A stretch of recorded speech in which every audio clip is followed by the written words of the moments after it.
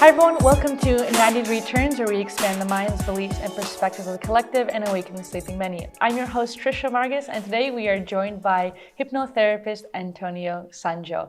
Welcome to the show. Thank you, Trisha. Thank you for having me here. It's a pleasure for me. No problem. I'm glad you're here. So I would love if you could tell our audience about hypnotherapy and what led you down this path. Okay. Well, it's kind of a long story, but I was always exposed to kind of metaphysical topics through my father. My mom was and is very religious. She's Catholic, so I was raised in a Catholic school. But my father was reading all kind of books, and through that I was always listening to stuff. One of the books that he read when I was in my early 20s was Brian Weiss's books, Many Lives, Many Masters. Okay. I didn't read it back then, but the topic was very interesting, and what he was telling me about the book was very interesting. I totally resonated what he was saying. But it was not until my mother-in-law passed away, kind of 6 years ago. So when my mother-in-law passed away, my wife brought some of her books. And among those books was Many Lives, Many Masters, again, Brian Weiss. So then I thought, this book is coming to my hands again for a reason. I decided to read the first page and the second page, and I read the book in one day. After I was done with that book, I said, this is what I want to do. So I started researching online, and I said, maybe nowadays it's going to be videos about this on YouTube. And that's how I started finding about Aurelio Mejia, which is one of my teachers, which led me then to Dolores Cannon and QHHT, Quantum Healing Hypnosis Technique. That's kind of how it started. Okay, great. So would you like to dive into a little bit about perhaps the difference between something like QHHT hypnosis and introspective hypnosis? Sure. Yes. Sure. So I started with QHHT, and QHHT is basically, even though some people might not agree with that, it starts with past life regression. So it's people in their spiritual awakening process. You're taught to take people to a past life and navigate a past life, and also contacting the subconscious. Some other people call it the higher self. So once you are in contact with the subconscious mind or the higher self, you're able to ask a few questions. And then at the end of the session, the client has an understanding on what happened in a past life, how that past life relates to the present life, and you also obtain some healing. So that's kind of what QHHT is. With introspective hypnosis, it's a little bit different, because introspective hypnosis focuses on the now. What's bothering you now, especially psychosomatic symptoms caused by repressed emotions, or maybe some relationship issues, or some other kind of stuff, but whatever is affecting you now. So you don't need to believe in past lives in order to have an introspective hypnosis session. You don't need to believe in the spirit guides. You don't need to believe in any of that. However, while we look for the origin of those symptoms, sometimes clients end up in a past life, what we call past lives.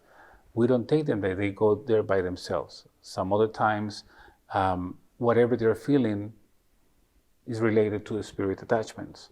So it is then when we communicate with those spirits, lost spirits attached to them, and we help them go to the light. So that's kind of the main difference.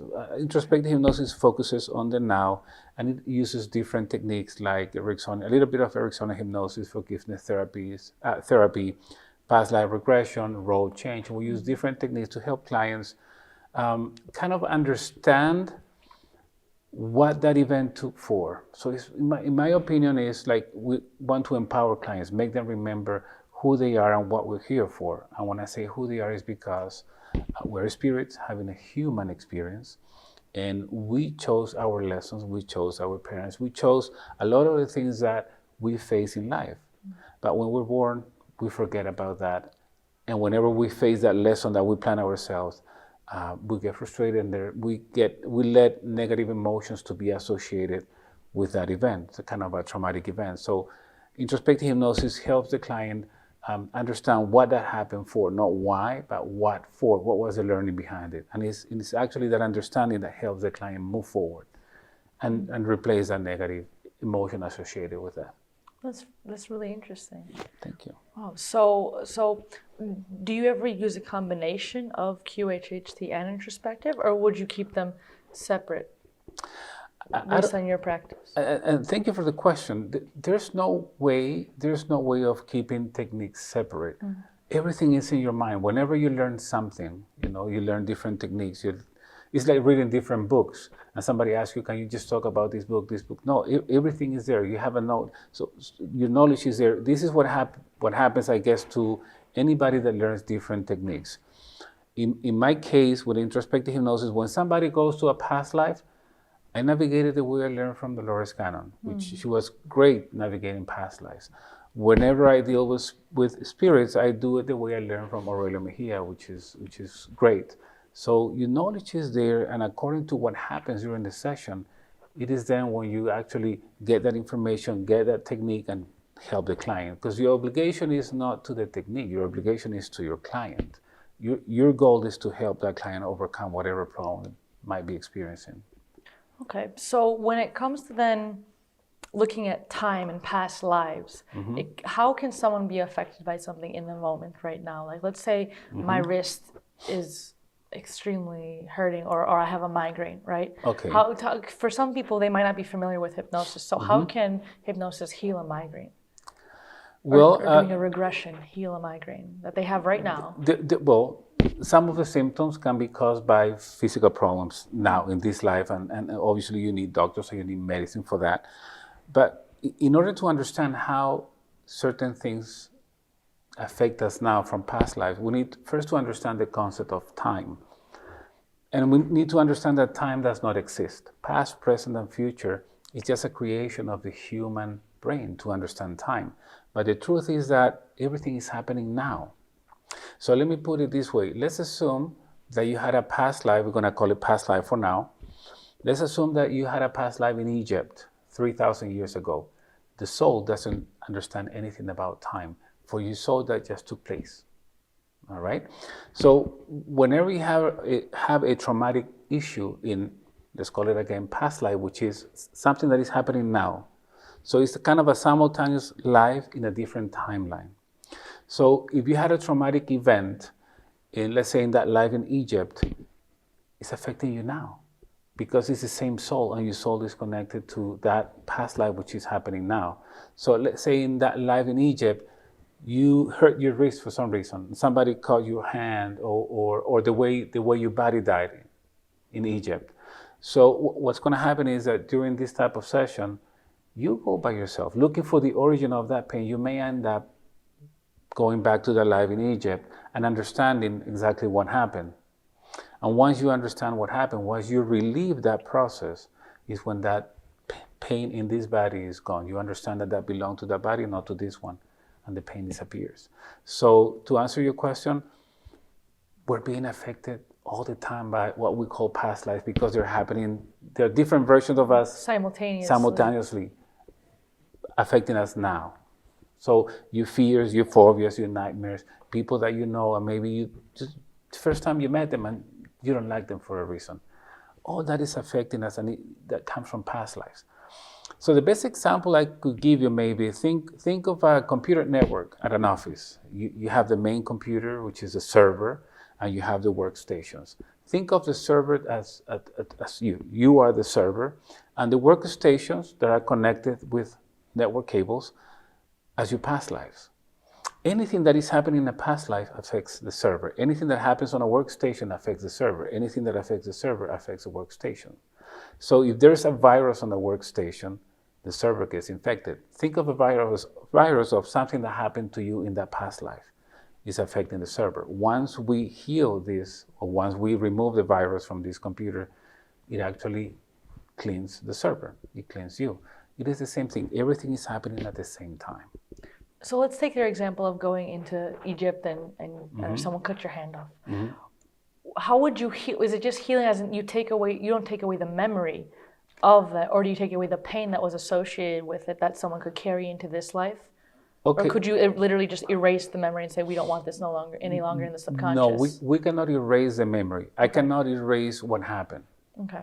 Okay, but what we can erase is the perception of what happened. Okay. So that's the key. That's the key, right? So if that's something that happened to you in a past life, once you understand that what happened belongs to a different physical body, and while asking some questions at the end of that life, once you are out of the body, you understand that there's no reason for you to remember that pain that your soul is remembering and experiencing in this body. So at this time, that pain is gone, but we're not removing anything. It's your understanding that actually heals you. That's beautiful. That's kind of how it works. Yeah, and but I believe we are very much self-healing beings. Like yes, I guess we do need modern medicine in some circumstances, but we can heal ourselves from the inside out. We can. We're made of energy. Yes, but some people say, no, you guys are healers. We are not. We're just facilitators. We guide you in the process, but you heal yourself by understanding exactly what happened. So then is it possible that we have one life, so I have this life right here, and then I've got like 4 others, and they're all doing their thing, like in every single life. So if I heal myself from, let's say, Egypt, how can that have a ripple effect then on, like, let's say I don't know, I'm on the Great Wall of China in another life, and then I'm in the future in another one. Will healing myself in one life have a ripple effect on all of the lives that I'm intertwined in? Yeah. So let's think of linear time. In order to understand this, let's think of linear time. Let's say that, well, you had a life in Egypt, and before your life in Egypt, you had 2 other past lives, right? And then now you're here in the U.S. So let's say that you have back pain or the pain on the wrist. When you go to the origin, looking for the origin of that pain, you go back to the life of Egypt, in Egypt, right? So if we think of linear time, if you had that pain in Egypt, I can only assume that you had it in your 2 other previous lives before being born on this one. So whenever we deal with something, let's say you understand that pain is originated in Egypt, and whenever you understand that it's gone now, we can only assume that on the other 2 lives, which are happening now, it's also relieved. It's also relieved, right? That's kind of the way it happens. Everything is associated. Yeah. It's all interconnected. They're interconnected. There is another concept that I'm reviewing that actually it actually works, is that whenever you experience a traumatic death in a past life, part of your energy is trapped in that life, which is happening now. Even though it's a past life, it is happening now. So the way to heal you now is by going back to that life and let you experience that death again. Because when your body is dying, let's say that you were being hanged in that life, something called tunnel vision is generated. So you're only focusing on the survival of your body. So what's going to happen is that at this time you're being hung, you're focusing on the fact that you cannot breathe. And then because your brain doesn't get enough oxygen, you get a headache. And your spine, because you're hanging, it's hurting. Yeah. And then your heart doesn't get enough blood, so it feels like it's going to explode. So you're focusing on all that stuff. So when your body dies, the soul has not processed everything the way it's supposed to be, because everything was supposed to be processed, because you're focusing on what is happening to the body. So it is said that your energy is trapped. Mm-hmm. So by taking you back at that time, I allow you to experience everything again, but this time being guided, asking you step by step what is happening, what you're feeling, you're able to release that energy and bring that energy back to your soul, which is your energy. So the same thing that happened, let's say, in that life where you're being hanged, you have different other lives. So everything is happening at the same time. So all those lives are affecting you on this one at all times. That's kind of how it works. That's fascinating. I had read something specifically about people who are afraid of speaking in public, and how in this one, I guess, blog I had read, this lady was saying that actually that it could be a fear of like ridicule and judgment. And she directly related it specifically to like a past life of being hung. Yeah. Yes. And if you think if we're all interconnected, right? Like we've probably in one life or another have been ridiculed and like burned at the stake or hung or in some way. Exactly. So let's think about that for a moment, right? Let's say that the time of the Inquisition, you were accused of being a witch. So you were going to be hanged. You were hanged. What was happening through your mind as that was taking place? Number one, you were afraid. Number two, you were maybe, I don't know, very upset because they accused you of something you were not. And then as they're having you walk to this place where you're going to be hanged, and then you turn around and see all these people, what are you thinking? People yelling at you, burn her, hang her, or whatever. You feel all those emotions as your body is dying, as you cannot breathe, as you're feeling this pain, as you're having a headache, as your heart is about to explode. So all those emotions, all that energy is trapped. You know, it's even said that part of your soul is fragmented at that time and goes to the light because so it does not want to experience that pain. So when you're now, it's like you're missing a fragment of the soul, you're missing that energy. By taking you back to that moment, we can allow you to process that again, understanding what is happening, understanding that there's no need to feel whatever emotion towards that people. They didn't know what they were doing. So work on forgiveness. There are many, many things that can be done to allow your spirit process that completely, instead of that just tunnel vision of not being able to breathe, not being able to think, feeling my spine that is breaking. And once that energy is released and bring, say, that fragment of your spirit back to where it belongs, that's kind of a healing process. So there are some people that might not agree with that because the way we were trained initially was not to allow our clients to experience any discomfort through the death scene in a past life. That was the way we were trained before. But then I recently went to Mexico and I saw a demonstration of Jose Luis Cabuli, who has like 32 years of experience and has been doing past life regression in a different way. And the way he does it is by taking people, he works around the symptom, which is the same way introspective hypnosis does. But he takes people to the past life, or they go themselves to that past life. He allows them to relive everything. Obviously, you're not going to feel the same pain as being burned or being hanged because you feel it, if it makes sense, you're feeling it with your mind. But it allows them to release that energy and bring that fragment back. I've seen it with my own eyes, and it works beautifully. So if you think about it, even for traumatic events in this life, a way to desensitize trauma is by allowing your client to experience that trauma in a certain degree anyway, to help them relieve that trauma. Same thing applies for past lives. I'm curious then, couldn't it cause further trauma though? If something happens in this life and they've already experienced it once, wouldn't bringing them back into it almost just cause almost like a PTSD reaction? I mean, let's think about it. Let's give an example of you being afraid of dogs. Because when you were 4 years old, you had a traumatic event with dogs. So during the interview, I'm asking you, have you had an experience with dogs? Yes, when I was 4 years old, there was this huge dog that was running towards me that wanted to bite me. So once you're in a trance, as you're going back to that memory, I will be guiding you and asking you questions. So number one, for example, once in a trance, you're telling me about this event, you're reliving that event of this dog coming towards you. But it's like a DVR because we can pause, we can fast forward, we can rewind, right? We can control what is happening. We can control that. See, it's like a movie. So I'll be asking you questions. So Tricia, how old are you? I would say, let's say 4 years old. 4 years old, right? What breed is that dog? I don't know. It's a poodle.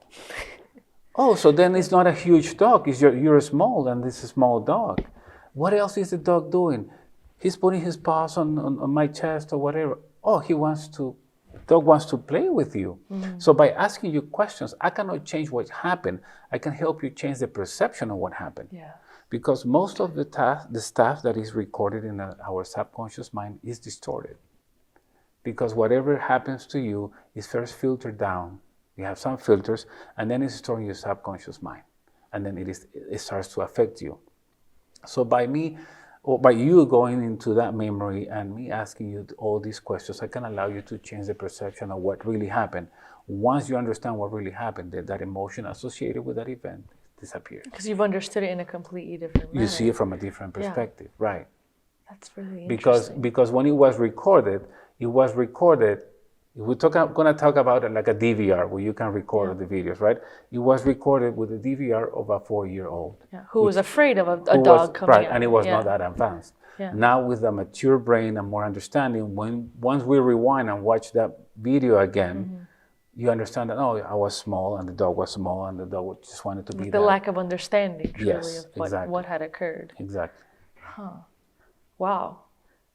That's really Right. interesting and important, though, And for people important. to gather. And the same thing applies to past lives. If you have a traumatic event in past life, or if you have a traumatic death in a past life, right? So You can give forgiveness, like if you're being, like the example of being hung, you can forgive the people who were Exactly. ridiculing you. They didn't know any better. Exactly. You They know, didn't know and any better. the ones who thought you were a witch, well, maybe you were, maybe not, but okay, they weren't ready for that at the moment. It's Right. kind of like people are super spiritual, not everyone gets it, and it's okay. Like if everyone has their thing. And there are many things that take place. Now, let's assume that you chose to experience that in that life.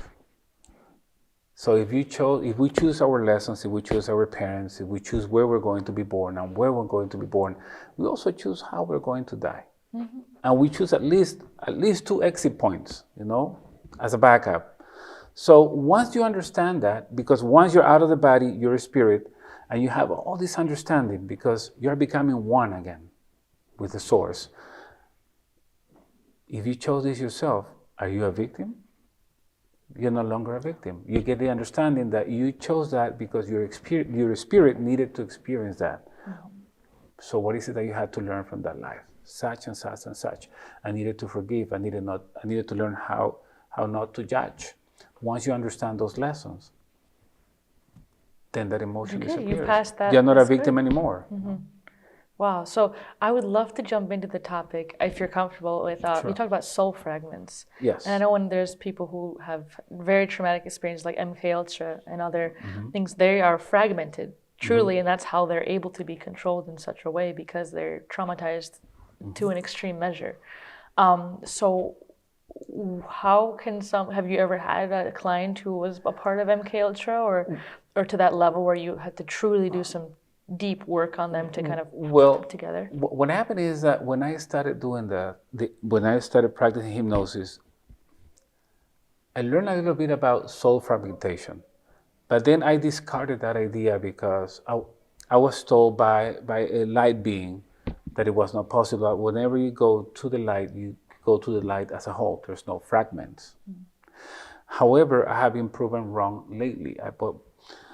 After I went to this workshop with Jose Luis Cabuli, I started kind of recreating the same thing in my sessions. And all I had to do when my client went to this traumatic event or traumatic death, or even just traumatic event, not even death, I asked my client, and when this happened, where's your spirit? I said it went to the light.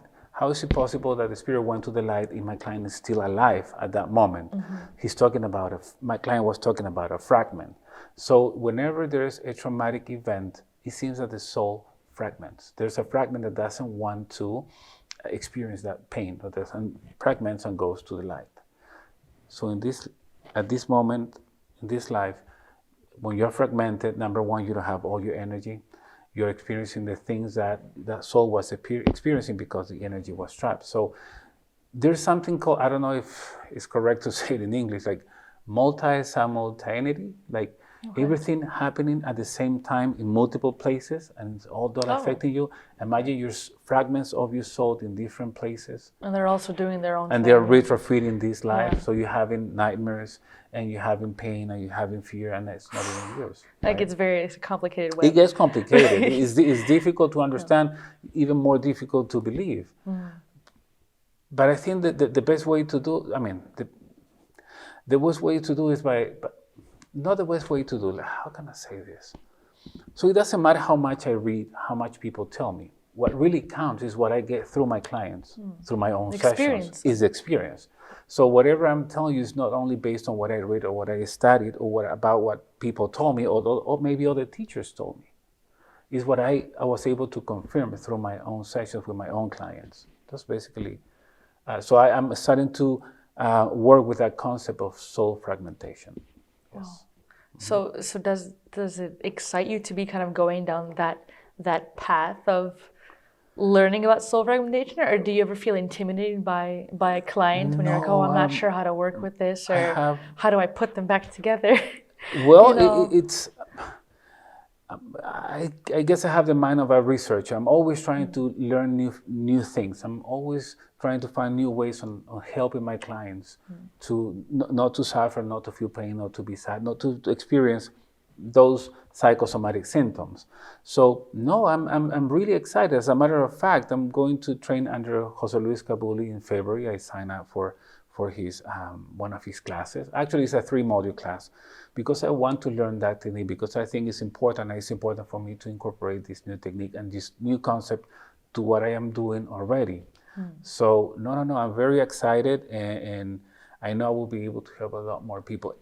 I'm helping people already because I tried this in my last 3 sessions. As a matter of fact, in today's class, as we were teaching people how to navigate memories, how to take people back to memories and navigate that memory, a few things happen during the class. Beautiful things happen when we put a lot of light workers together. Somebody went into a memory where this person had lost his wife due to cancer and was very emotional and was already in an altered state of consciousness. He was there already. And all I had to do is ask him to go to the front. I started working with him. And when, again, we're talking about this life. And when I asked him, as you're experiencing this with your wife, or with your wife's body dying, going to the light, where's your spirit? Where's your spirit? He said, my spirit is at the beginning of a bridge. So he saw his spirit where the wife was. He didn't want the wife to go, right? So obviously the soul was fragmented. So we brought the fragment, and everybody saw the change in his face and his expression at the end of the session. When we brought back his energy that was trapped in that traumatic event in this life, and when we brought this fragment back to him, everybody said that he looked completely different. So there's got to be something to it. You know? There has to be. It has to be. Someone Yeah, doesn't just absolutely. change like that on the drop of a hat. There has to be some other impact. Absolutely. And what I was told is that this gentleman said, he didn't say it to me, he said it to the classmates, that he didn't come to this class for that reason. And he actually wanted to help others in their grieving process, because he went through that with his wife. And he thought that was over already, that he had overcome that. However, during this exercise, it came to the surface again, and he needed to work on that. It's really deep work what you're doing. It was very powerful and very emotional. A lot of people became emotional because it's difficult. It's difficult not to get emotional when you see somebody going through so much pain, you know. But you need to learn how to just keep your balance and understand that you are the facilitator. You are the person guiding that client. If you're going to start crying with your client and be in the same frequency, it's going to be difficult.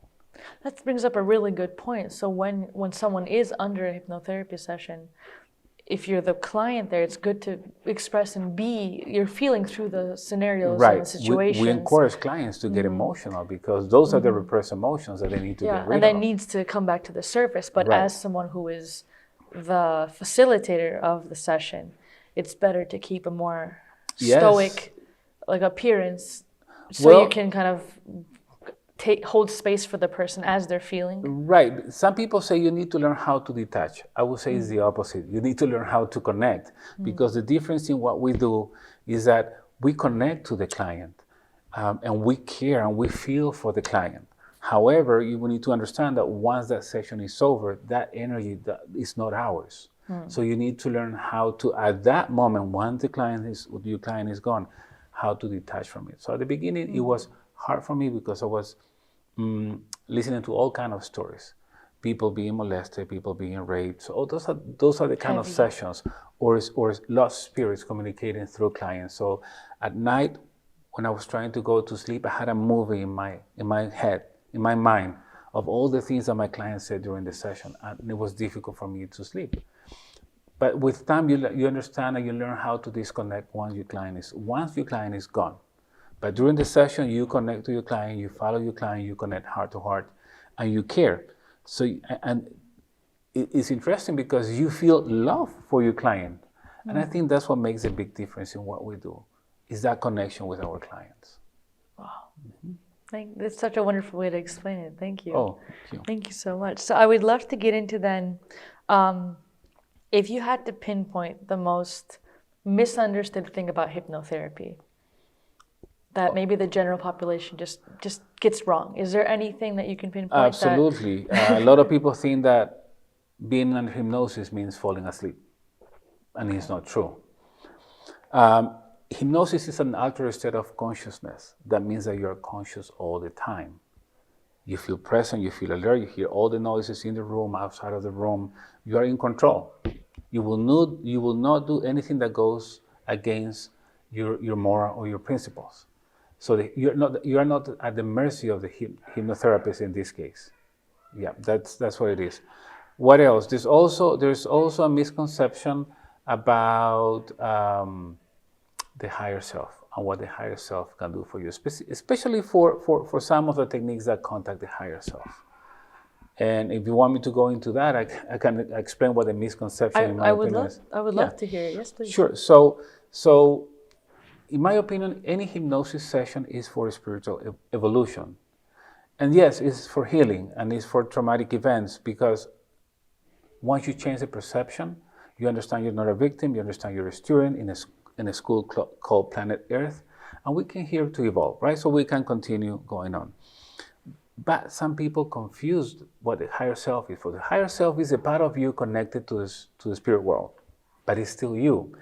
Have you seen the movie Avatar? It's my favorite movie. Is your favorite movie? Okay. By far. Think of your higher self as the guy in the capsule. Okay. And you are the avatar, right? Is it? Yeah. So, but I'm talking to you. I'm talking to the guy in the capsule. Yeah. So it's still you. It's still me. It's a part of you that is not here. It's in another place, but it's still you. So if I ask your higher self for advice, who am I talking to? I'm still talking to you. And when your higher self gives advice to you, who's giving advice to you? Yourself. I'm giving myself. Right? Yeah. Right. Yeah. So a lot of people have the wrong conception of what a higher self is. And they think is, I don't know, some being that is going to take over while you're asleep. Like a separate entity that's all. going to answer to any question that you want. Should I get married with this guy? Should I move to this city? Should I buy this? Or should I... You can use your intuition for that. Right. Feel it in your gut, right? We have those phrases because you can feel it. Right. So that's on the part of the clients. And again, I'm not saying that everybody does it. It's what I have seen, because the big misconception, a big problem for a hypnosis session is when your client comes to a session with the wrong expectations. What is it that they can accomplish with a session? So they expect the higher self to take care of any problems that they have while they fall asleep. And it's not true. Number one, they're not falling asleep. And number two, the higher self is not going to take care of any of those problems. It's you giving advice to yourself. From the part of the practitioners, maybe some people put all the responsibility, all the responsibility of the session on the higher self. And because people don't understand what the higher self is, when you contact the higher self, they don't feel anything different. They said, it's not working. It's not connecting. It's because their perception's kind of twisted. They think that it'll be some grand gesture. The perception. Something will happen. The expectation, and they think that the session failed. That the session failed, even though it didn't. You can accomplish many, many things in a session without even contacting the higher self. As a matter of fact, in introspective hypnosis, the first thing that we tell everybody when we start the class is the higher self is on vacation this week. Even though we contact it in a different way, because we don't use that word. Some people are not familiar with that terminology. We say, no, the higher self is on vacation. Whatever our client is going to get, is going to get by themselves with your help, right? So that's another misconception about hypnosis. What else? A lot of people think that while they're in a trance, they will see with their eyes closed. They think they're going to see like a movie. Not true. Not everybody is visual. Some people some people visualize, some people feel, some people hear. Some other people just have the knowing. Some people will just have different emotions or sensations in the body as they're in hypnosis. So we have, as hypnotherapists or hypnotists or regressionists, we need to understand which channel of communication your client's subconscious is using to talk to you, and get that channel and start working with it. But people think they're going to watch a movie. So as soon as they are in a trance, and as soon as we're navigating just memories, and as soon as they don't see anything, they sabotage their session. It's not working. I'm not seeing anything. Because then they'll start thinking that they're not doing it like they thought they would. Exactly. Yeah. So It's the mind. and it's not about that. As I said, as I tell them, right, just before the session, just close your eyes. I want you to picture your house in your mind. Describe it to me. What color is the door? How many windows does it have? What color is the front? Do you have any bushes, any flowers? Imagine you're opening the door, you're getting inside your house. What do you see next? What do you see on the right? What do you see on the left? And what color are the appliances once you go to the kitchen? And they give me all the information. I said, are you seeing with your eyes closed? No. You're remembering, right? Right. That's exactly what we're going to do in the session. We're going to remember. So, that's one of the misconceptions that they think they're going to see with their eyes closed. That's really important, though, because honestly, I used to believe the same thing, where I was expecting to see things like a film. Okay. And I realized, I think my personal senses is I don't see as clearly visually with things, but I'm much more like a feeler and a knower. Like I just know and feel.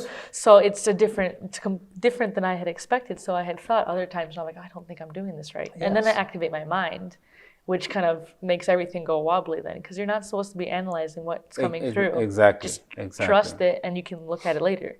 Just say whatever you're saying. Exactly. So that is our job. It's not to allow you to analyze and asking you questions and break any concept that you have about hypnosis. Like address all of them before we start the session, because a lot of people come with the wrong idea about hypnosis, or what hypnosis is.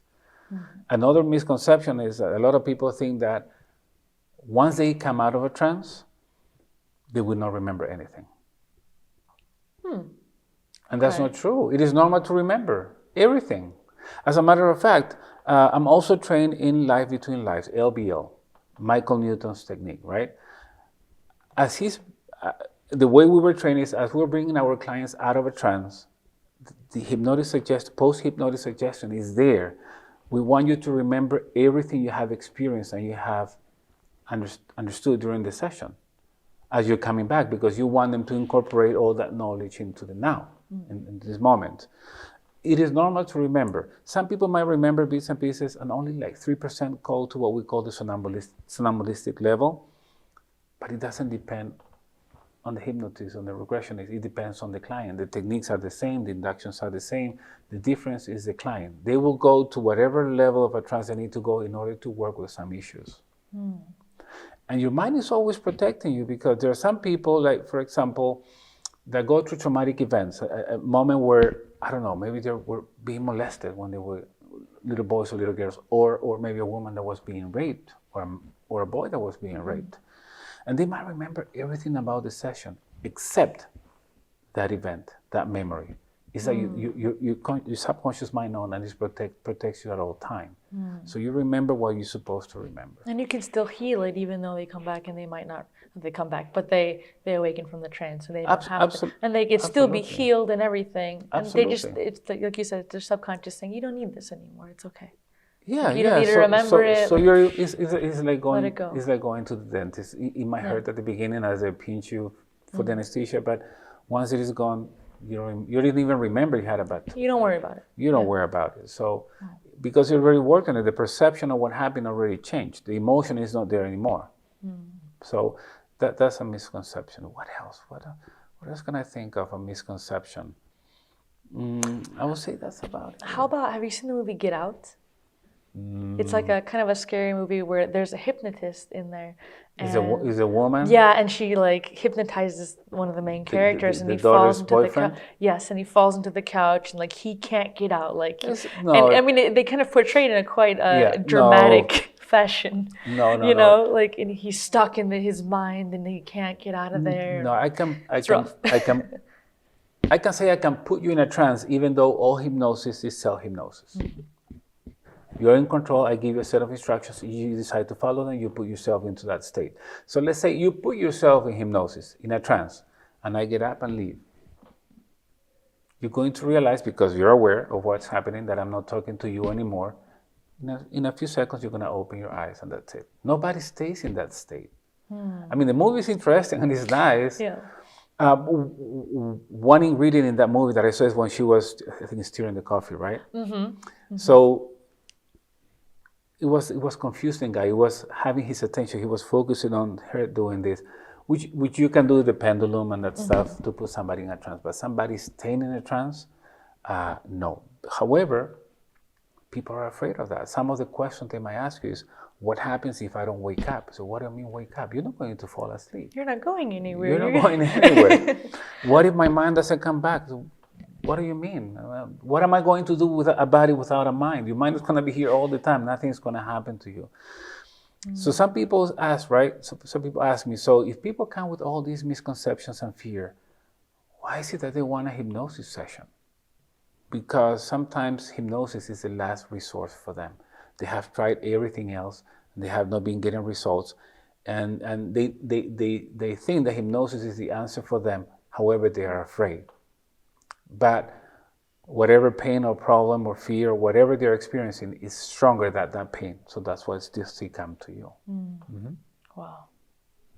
That's amazing. Thank you so much for sharing all this. This is great. And I think it really clears up a lot of misunderstandings about hypnosis, because we get bombarded, with media and everything. They want you to see hypnosis in a particular fashion, but the reality of it is, like you said, it's self-healing, it's self-hypnosis. So a lot of the idea that people have when you say hypnosis is stage hypnosis, which is fun. Whenever I teach inductions during the class, I use it a little bit. I don't practice stage hypnosis, I don't do it, but I'm not going to spend 2 hours in a session to demonstrate a 10, 15-minute induction. So we do a little bit of stage hypnosis and we have fun with that. And as I'm demonstrating how the subconscious mind works. So people, when you talk to people about hypnosis, they're thinking stage hypnosis. And it appears that person is at the mercy of the hypnotist, right? So here's the question. If you go to a stage hypnosis show, you know what's going to happen. You know what kind of things they're going to do in that show, right? And if they ask you for volunteers and you do this, what are you saying? Give them permission to do what they Exactly. like. So you're going to do whatever we do. You're still under control. However, you decided to play that role as they put you in a trance and they put you in that altered state of consciousness. And it seems like you're at the mercy of the hypnotist. You are not. You always control. You decided to say, okay, I want to participate and I want to put myself into that altered state of consciousness because you decided to listen to the induction and follow the instructions. You're always under control. But people have the wrong idea of what we do and what stage hypnosis is.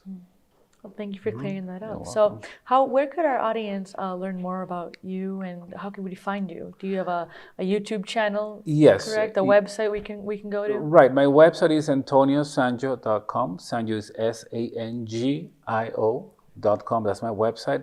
You can find me on YouTube. Again, youtube.com/Antonio Sangio. Or my Facebook page. Public Facebook page is... So it's facebook.com/introspective hypnosis. Okay. So you can find information there. You can watch videos, and don't believe anything I said. Go there, watch. You will see people, because I facilitate sessions in English and Spanish. So you will see people from in English, Spanish, different ages, different countries, different cultures. Everybody going through the same thing. So it's not about what I am saying; it's what my clients are experiencing. So you judge once you watch the videos. Okay, thank you. Well, thank you so much for coming on the show. Thank you. It's been a pleasure. Likewise. Thank you so much. So thank you. Everyone definitely check out Antonio's website and definitely look into his work. It's really amazing. I was here for observing some of his workshop that he's having here in North Carolina. Really great stuff. So check it out. The links are going to be below. All right. And we will have part 2 coming out shortly. So keep an eye out for that. Bye. Bye.